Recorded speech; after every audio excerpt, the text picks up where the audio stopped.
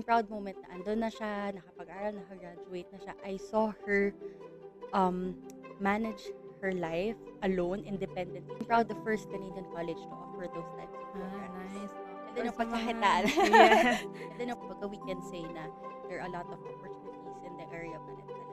Now, sa Ontario kasi is about 17.20 per hour. Yun ang minimum wage natin. Gabi, artista ha. Hindi po ito si Elena ng Encantada.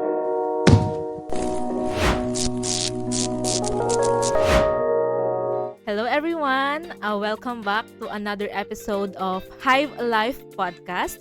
Muli po kami nagbabalik. Medyo natigil po ito ng pansamantala. Okay naman sa pagka-Tagalog. Pero ayun, nagbabalik po ang Hive Life Podcast. And here with me is a guest from a very known institution from Canada. So, I am here with a lovely guest, Miss Gabby Garcia. Char. Yes, artista. Ma'am Garcia ba ang apelido mo, ma'am? Garcia talaga. Okay. Okay. Hindi ko yun alam, ma'am. So, Miss Gabby Garcia, hindi po si Miss Hindi Gabby. artista ha. Hindi po ito si Elena ng Encantadia. So, Miss Gabby Garcia, the Global Business Development Officer of Niagara College.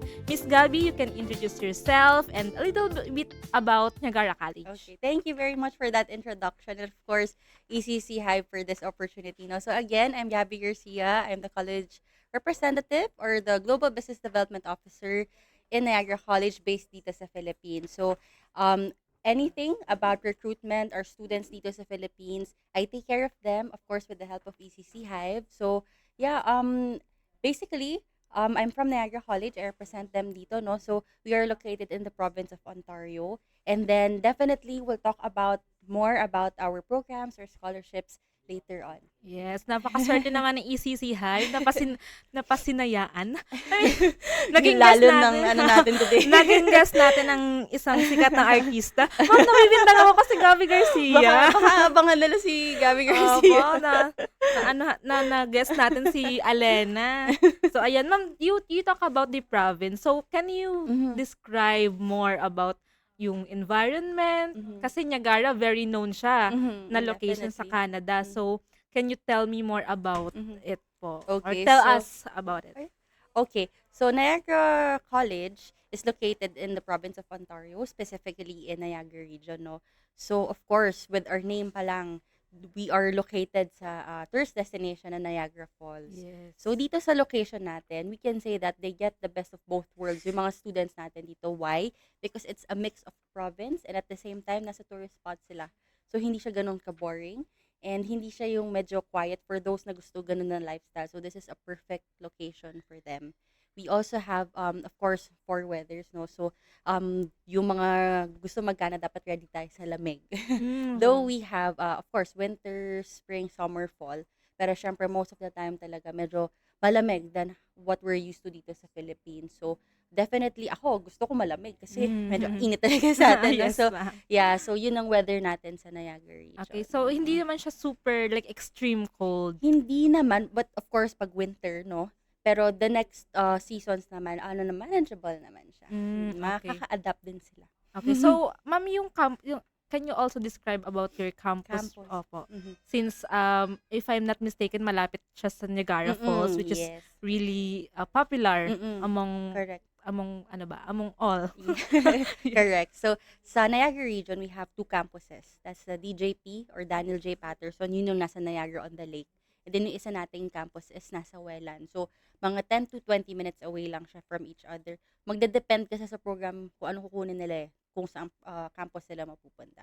And then, from Niagara Falls, mga mga 15 to 20 minutes away lang sila from the falls. So, talagang if they wanna see yung scenery, alam mo yan, very accessible sa kanila. And definitely, dun sa area, no, kaya natin sinasabi din na, or kaya natin ina-emphasize din yung location natin because it just means na it could have more better job opportunities in the area. Okay, ma'am.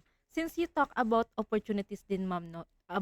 And we are talking about your region. Pero anong province? Ontario naman. Yes, Ontario. Ontario. Yes. So, yung region po ni Niagara, ano yung parang, how is the life? Ano ba yung normally trabaho ng mga tao po doon?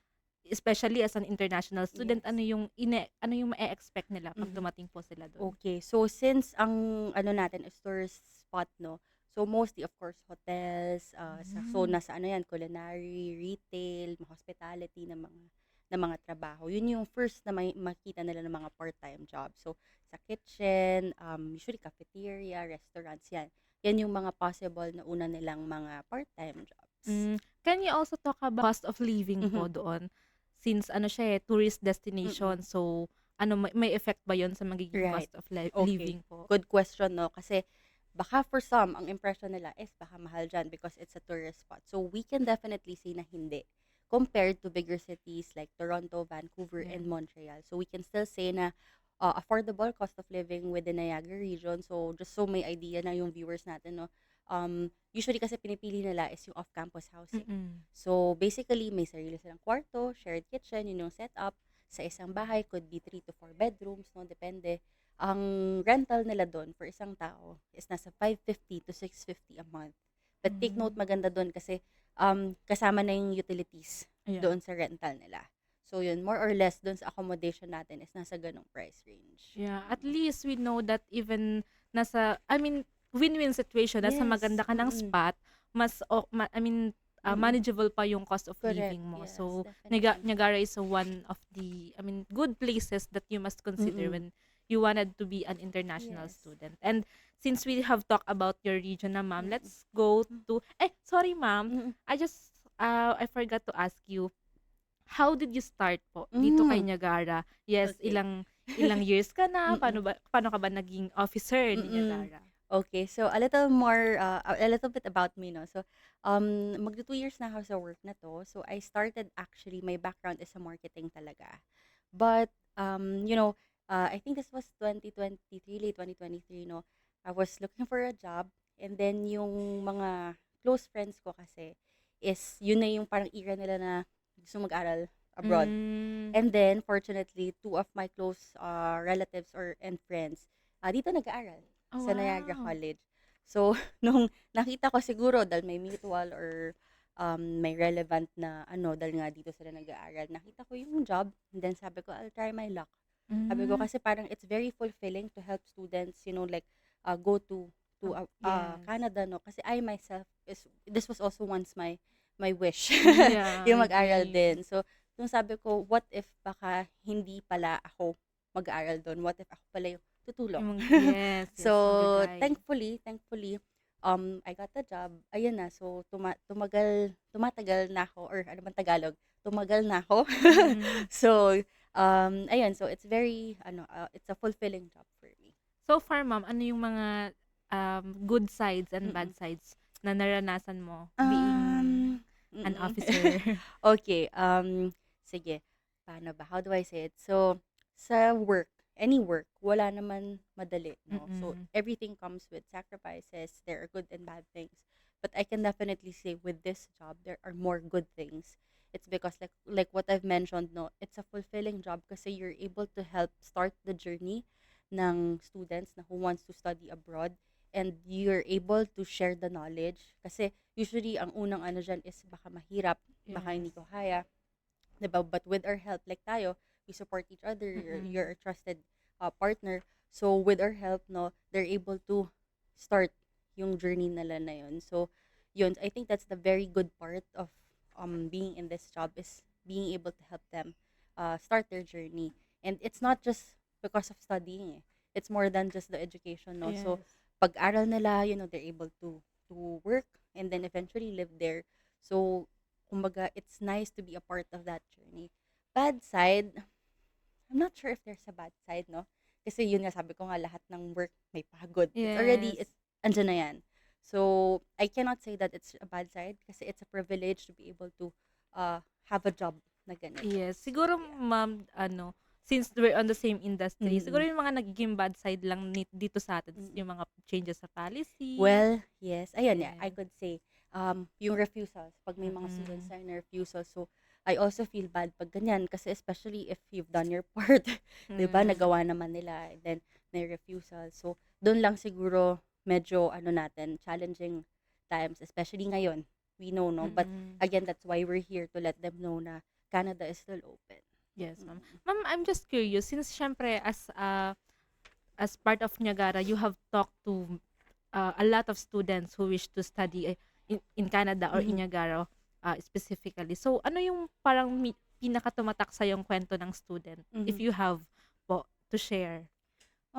Okay. Siguro, if I would to recall right now, no, maybe the most touching story was, maybe I could say yung ano ko, yung best friend ko na who studied ngayon, no? Kasi we were talking, siguro this was 2020, peak ng pandemic. We were talking about studying abroad, tapos yun nga, peak ng pandemic, so gusto Mm-mm. namin umalis Yes. dito, ganyan. And then, ang daming like hurdles before makarating doon. Then, nung time ng 2021, siya nakaalis, ako, hindi pa. Mm-mm. So, sabi ko, parang, okay, yun nga, baka not for me. So, anyway, yung sa kanya, nung nagtuloy na siya, so I'm very happy kasi ang dami ng challenges eh. Ang dami ng financial ay hindi niya kaya, tapos biglang nagawa ng paraan, alam mo yun. Yung timing ng pag-alis niya, biglang nagluwag na yung, kasi diba may time yung ano natin, Mm-mm. flights was parang limited. So, yun. And then, nakarating na siya doon. And then, yung life niya kasi dito, parang okay naman, pero of course, you wanted more.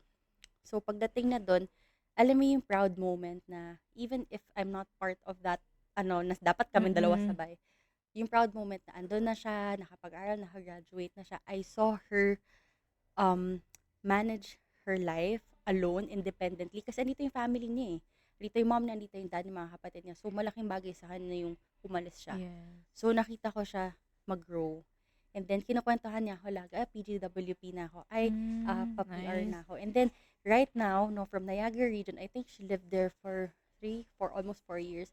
Nag-move na siya sa ibang, I think Alberta. Mm. So, yun. So, I think seeing her, yung life na, yung growth niya, yung sacrifices niya, and then, medyo ano ha, pero nawala yung mom niya in the middle of her Mm. studies. So, yung strength niya and resilience niya through that journey, I'm very proud of her. Kasi right now, yung pag-aaral niya, yung sacrifice na masasabi niya na it's worth it. Yeah. And Mm-mm. for viewers, maybe you will be the next, yeah, Yes, you'll to never know. Nothing is experience. impossible. Yes, ma'am. Thank you so much for Mm-mm. sharing that story, ma'am. And I hope kung mapapanood man to ng best friend mo, ma'am. Mm-mm. So, Yes. Miss Gabby Garcia is proud of you. Yes, super.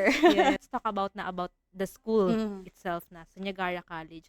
So, simulan po natin siguro sa programs Mhm. and courses. Ano ba yung ine-expect or pwede nyong mai-offer sa mga Mhm. international students? Okay. So, kung makikita nila kasi sa website natin, no, madami tayong programs. 130 plus programs na ino-offer ni Niagara College. But again, may changes nga po tayo, which is yung PGWP programs or yung post-graduation work permit eligible program. So, we have about half of yung 130 plus, no? So, sa programs natin, madami tayong ma-offer. Of course, healthcare. Sa nursing natin, nursing students meron. For those who want to study also healthcare pero walang background na nursing, meron naman tayong of course yung in-demand nating personal support worker. And then the next would be for mga psychology graduates natin. Madami din tayong mga offer sa autism and behavioral science, addictions and mental health, meron early child education, yan. So, yan yung mga top programs natin. And of course, IT. Dami din tayo niyan. Nice. Culinary, yan, meron din tayong PGWP. So, with the changes, no, we always have to be up to date. So, while PGWP eligible programs, yung meron tayo ngayon, I suggest for them to grab it if they're ready. Mag-aral na sila, kunin na nila para they have the opportunity to get yung PGWP na yun. Yes, so name it all. Yes, Niagara dami has tayong it. mga offer. Okay, so ma'am, baka may mga new courses po kayo na Mm-mm. hindi pa, I mean, syempre, for students, known na nila yung sa healthcare, Mm-mm, IT, mm-mm, ganyan. Pero baka may bagong course or program mm-mm. po kayo kay Niagara? So mostly, I think na hindi naman siya super bago, pero I think ang hindi masyadong napapansin is yung sa agriculture natin, Yes. engineering. So madami tayo diyan mga offer civil engineering, welding, yan. Madami tayong mga programs din na open sa ganun. Sa agriculture, landscaping, greenhouse, yun yung I think na hindi siya ganun napapansin, pero maganda pala siya. So, yun yung Mm. mga tignan nilang programs din. Yes. And kanina, actually, nagkaroon kami ng konting training. And Mm. Miss Gabby talk about winery Yes, something. yes, yes. Thank you. Yes. So, Yes. So, can you yes. elaborate that naman for Okay. So, them? meron din tayong winery and viticulture technician. That's a 2-year program. So, kasi nga, as I've mentioned, no, may mga programs na tayong hindi PGWP eligible. But fortunately, that program is PGWP eligible, no? So, for our hospitality students na gusto mag-aral, na naghahanap ng PGWP eligible, isa yun na option natin. So, maganda yung program na yun kasi in demands area natin ang winery. Mm. Yan. Ayan. I think we are the first Canadian college to offer those types of programs. Nice. Oo. So, mga hilig mag-inom. Yes. So, mga hilig Pwede nyo sa mga, pagkakitaan. yes. Ayan. So, let's talk about the scholarship naman, or Mhm. any financial supports. Kasi, syempre, as an international student, yun kasi lagi ang unang tanong ni Mm-mm. student, magkano po ba? Ano po bang Mm-mm. mga scholarship? So, Mm-mm. baka si Niagara, may alam ko, merong Meron. ma-offer. Definitely.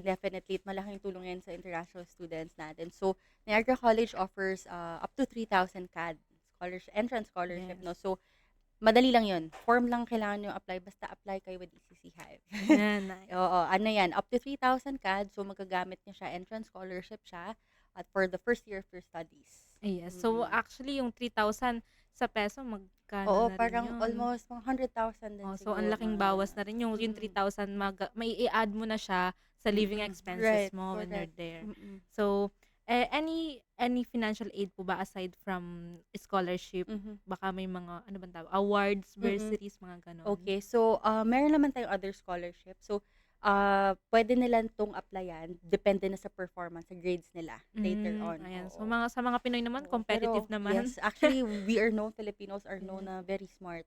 So, Yes. for sure. And, ayun nga, madami na din tayong students na nakakuha pa ng ibang scholarship. So, pwede. May pwede pa tayong applyan. How about, ma'am, other support? For example, ano ba, career, mental health. So, Mm-mm. syempre, mental health, It's very important. yes po. So, Mm-mm. baka may ganun din po ba sa Yes. Niagara College? So, we won't stop in just studying, no?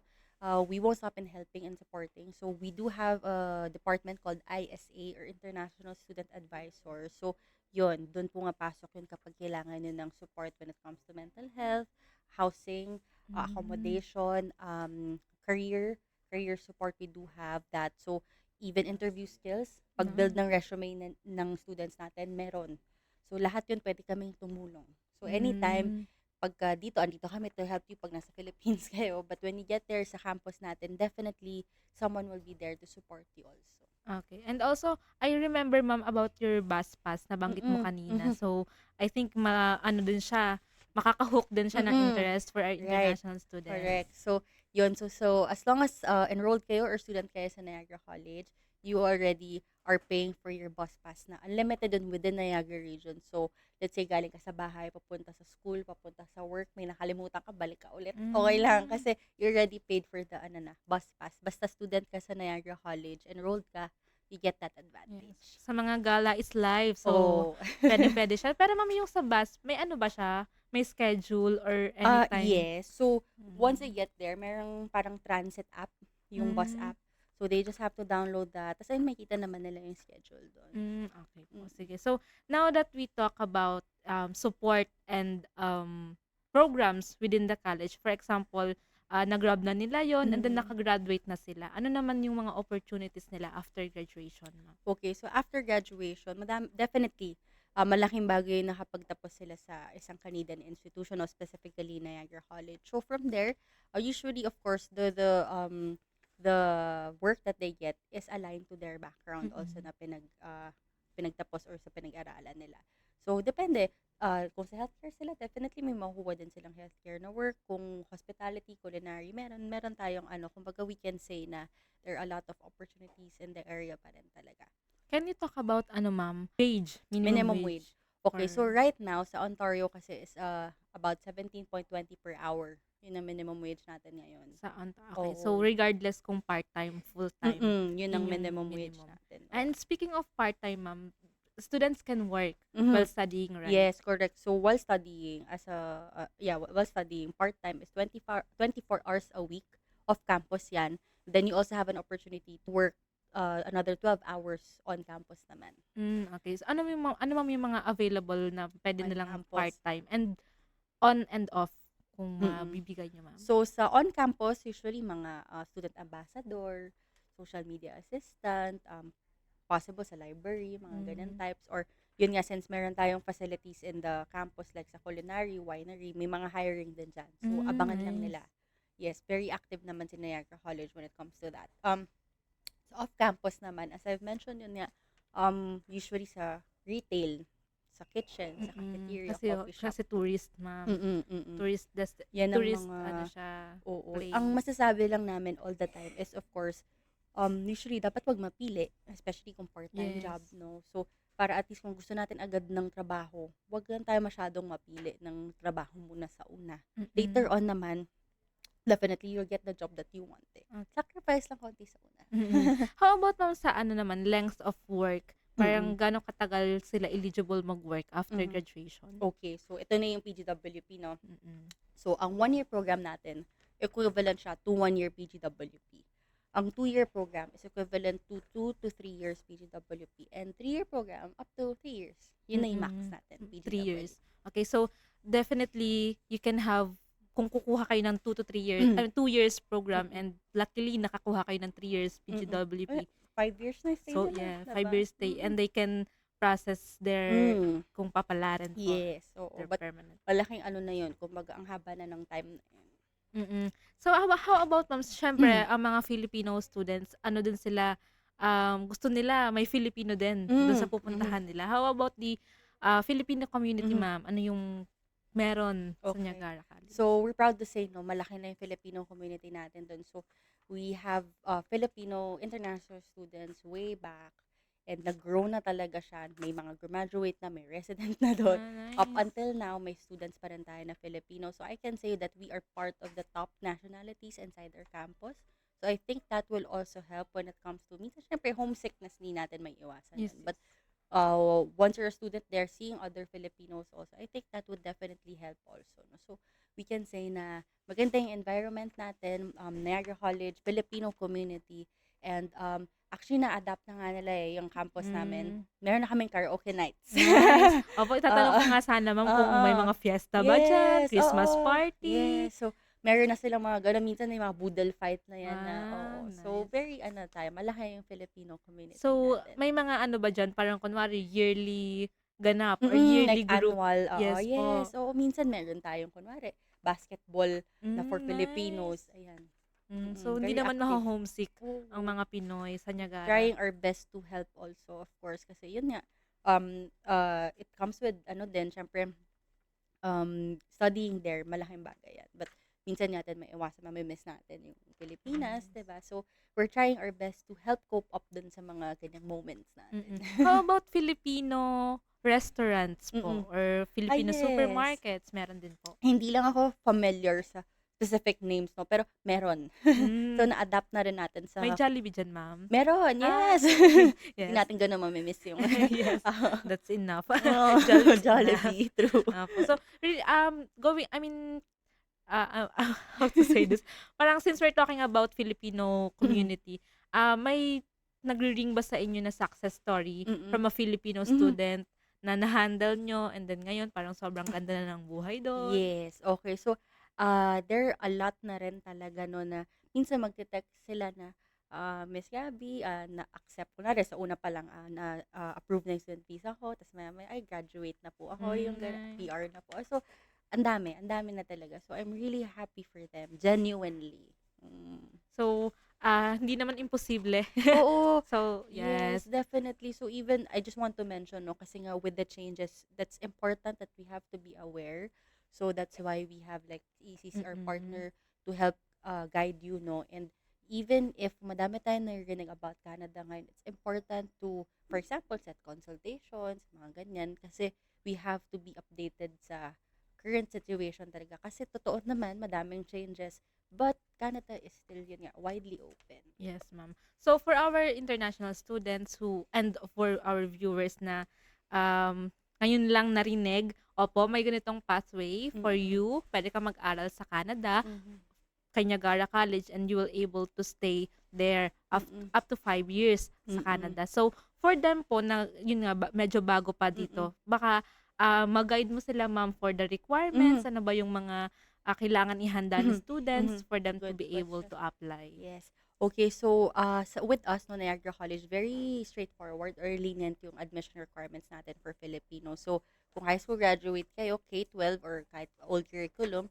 ang kailangan lang natin is yung TOR, high school TOR, diploma, and MOI or Certificate of English. Sa Mm. college graduates naman natin is similar, college TOR, diploma, and MOI. So, meaning, waived ang English exams natin for Filipinos. Nice. Malaking Yes, tulong din malaking siya. tulong siya. You just have to submit your certificate of English. For those who are not yet familiar with that, minsan kasi may nagtatanong, no, kukunin nyo lang yung certificate of English nyo sa school kung saan kayo graduate. Yun lang. And then, you can submit already your requirements. Yes, for our viewers, yung English requirement kasi minsan nagre-require ng IELTS or Yes. Duolingo, and those tests kasi may bayad pa rin siya Correct, sa correct. pagte-take. So, given that our college, Niagara College here is waiving that requirement, so mababawas na rin yung fee para Correct. makapag-take ng English exam. So, that's also a Waived good. siya for Filipinos. Yes. Kasi magagaling naman daw sa English ang mga Oo. Pinoy. Yes. Correct, correct. How about,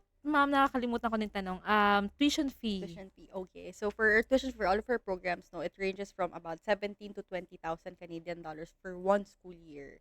But again, like what I've mentioned, meron tayong scholarship. So malalas pa siya. So actually, ma'am, sa mga nakausap naming school, your school is one of the affordable schools na nag-o-offer po ng tuition fee. So for our last last question na siya, ma'am. So natakal na natin about you, your story, about the province, about the school. So one last thing, what would you advise to our students na mag-a-apply, and also ano ba yung unique quality ni Niagara College for them to choose Niagara College? Okay, so very first is of course they have to be ready. They have to be ready mentally, spiritually, emotionally, financially. Yan talaga muna. Once you're ready, get to know kung ano yung school na pupuntahan nyo specifically, like for example Niagara College, no? Get to know the program, kung anong best program para sa inyo, location, because that's a very big consideration also. Do your research. Yan talaga muna. And then, yun nga, prepare. And then, next would be, I think, what I can say is in Niagara College, I'm proud to say that we are committed to satisfaction and success talaga. So, madami na tayong students na graduate, Filipino students na graduate. Nakakuha sila ng job within 6 months of their graduation. At the same time, kilala si Niagara College na reliable school and trusted na college. And madami na tayong napag-graduate nga na gumanda yung life nila afterward. So I think that's just the few na differences. And of course, you get the best of both worlds nga. You're going to live sa isang tourist spot. So I think big win na yun. Yes. A good location is a good choice. Yes, definitely. That will help din yung environment mo diba?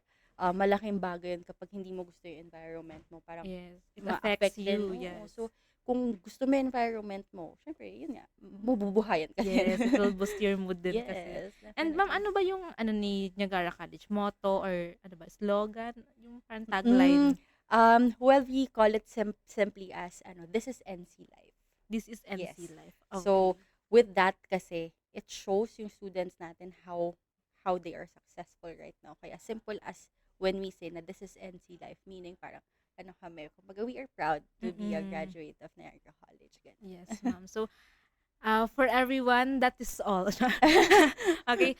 We have tackled about everything for Niagara College na kailangan yung malaman. So, alam mo yun, ma-help ka mag-decide kung interested ka to study specifically in Niagara College. So I hope you learn and understand everything about what we have talked about in this podcast. And sabi nga ni Miss Gabby, this is NC Life, this is Hive Life podcast. See? Thank you. Thank you. Thank Once you, again, Miss Gabby everybody. Garcia, Thank you very our much. Alena, our Niagara College Business Development Officer. Thank you so much. Thank you. po. Thank you, Thank you, everyone. everyone.